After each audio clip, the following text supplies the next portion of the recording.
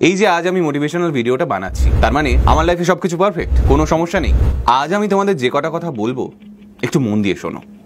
দেখবে শুনতে শুনতে যখন এই ভিডিওটা শেষ হয়ে যাবে তখন মনে হচ্ছে, আরে ভাই, এই ভিডিওটা কোথায় ছিল এতদিন।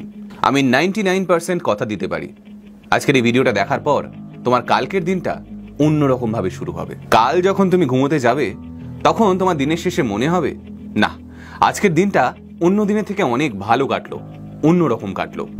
আর ভালো দিন কাকে বলে জানো? যেদিন পুরো সময়টা তুমি তোমার লক্ষ্য পূরণের জন্য ব্যয় করো, একটুও সময় নষ্ট করো না। সারাদিন তুমি এমন কোনো কাজ করো যেটা তোমাকে সাফল্যের দিকে আর একটুখানি এগিয়ে দেয়। আজ অবধি তুমি যতগুলো মোটিভেশনাল ভিডিও দেখেছো, সেই মোটিভেশনাল ভিডিওগুলো থেকে কতগুলো মোটিভেশন নিজের জীবনে কাজে লাগিয়েছো? এই যে আজ আমি মোটিভেশনাল ভিডিওটা বানাচ্ছি, তার মানে আমার লাইফে সবকিছু পারফেক্ট, কোনো সমস্যা নেই? সমস্যা আছে, তোমার আমার সবার জীবনে সমস্যা আছে। পৃথিবীর কোনো মোটিভেশনাল স্পিকার, কোনো মোটিভেশনাল ভিডিও তোমাকে কোনো সমস্যা থেকে বের করতে পারবে না, যদি না তুমি সেই সমস্যার সঙ্গে লড়তে প্রস্তুত হও। সমস্যার চোখে চোখ রেখে লড়াই করার সাহসটা তোমাকেই নিজের মধ্যে জুটিয়ে আনতে হবে। এই যে বিরাট কোহলি, পৃথিবীর এত বড় সাকসেসফুল খেলোয়াড়, খেয়াল করে দেখো তো, 400 দিনেরও বেশি সময় হয়ে গেল বিরাটের কোনো সেঞ্চুরি নেই। কিন্তু তাই বলে কি বিরাট খেলা ছেড়ে দিয়েছে? নয়তো। বিরাট খেলতে নামছে, ম্যাচ জেতাচ্ছে। আরে ভাই, সবসময় সেঞ্চুরি করাটাই সাফল্য নয়। প্র্যাকটিস করো, খেলতে নামো, দিনের শেষে ম্যাচটা জেতা নিয়ে কথা।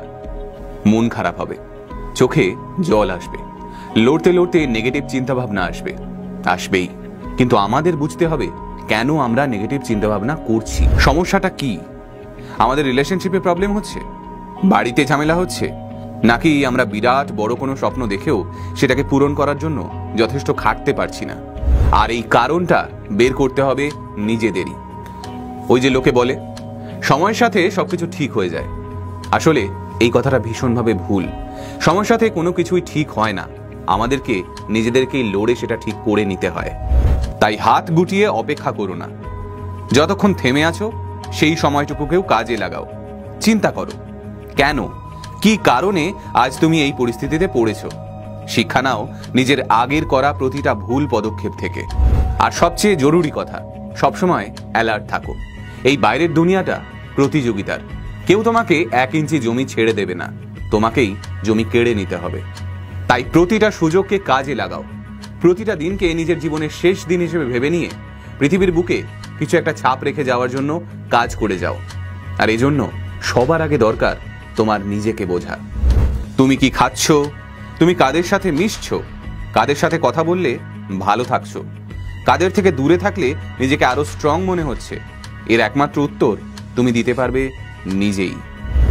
যেদিন তোমার মন ভালো থাকবে, মনের ভেতর শান্তি থাকবে, সেই দিনটাই তোমার জীবনের সব থেকে ভালো দিন।